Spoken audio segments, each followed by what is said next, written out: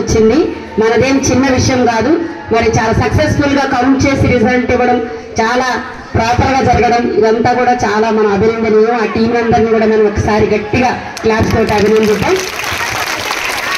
అయితే ఇప్పుడే మీరు తెలుసుకున్నారు, హెడ్ బాయ్ వచ్చేసి బి నితిన్, హెడ్ గర్ల్ వచ్చేసి నిఖిత ఫ్రమ్ 9th C. తర్వాత సెకండ్ ప్లేస్ హెడ్ బాయ్ కి షేబాస్ 9th D.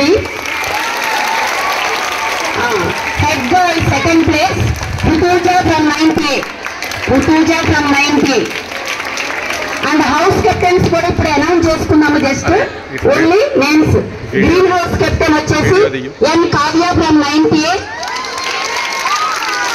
N Kavya from 9th A. Right. అయితే హెడ్ బాయ్ వచ్చేసి 94 ఓట్స్ తో గెలిచాడమ్మా నితిన్. 94 మెజారిటీతో గెలిచాడు. హెడ్ గర్ల్ ఏమో 122 ఓట్స్ మెజారిటీతో. సో నిఖితకి 122 ఓట్స్ మెజారిటీ వచ్చింది. చాలా కష్టపడ్డారు వాళ్ళు, బాగా కాన్వర్స్ చేసుకున్నారు. నిఖితకి చాలా లీడర్షిప్ క్వాలిటీస్ నేను అబ్జర్వ్ చేశాను. కానీ స్కూల్లో అది మరి కనిపించాలి నెక్స్ట్ మీ రిప్రజెంటేషన్షిప్ లో.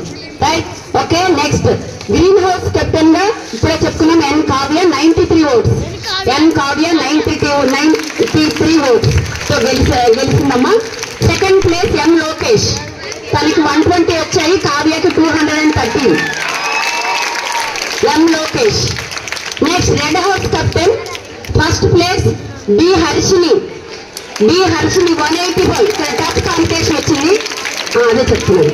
Second place KM Nishitha 181. Only 4 votes మెజారిటీతో ఈ రెడ్ హౌస్ కెప్టెన్ గెలవడం జరిగింది. కానీ గెలిపే 4 అయినా 1.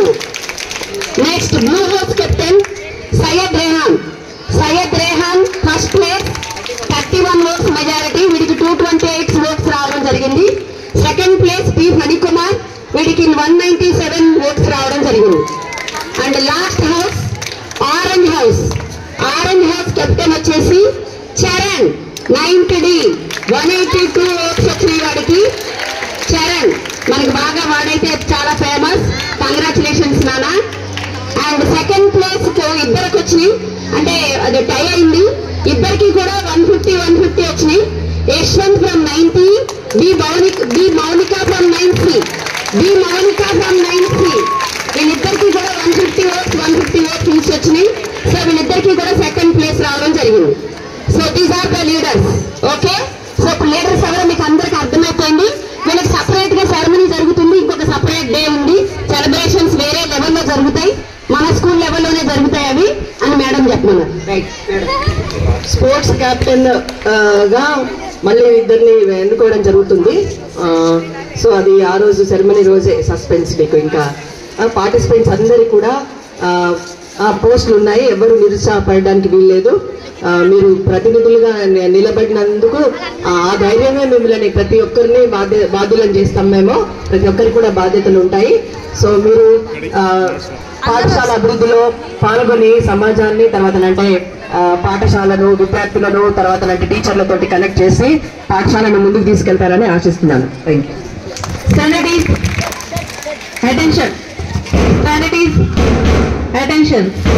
National anthem begins.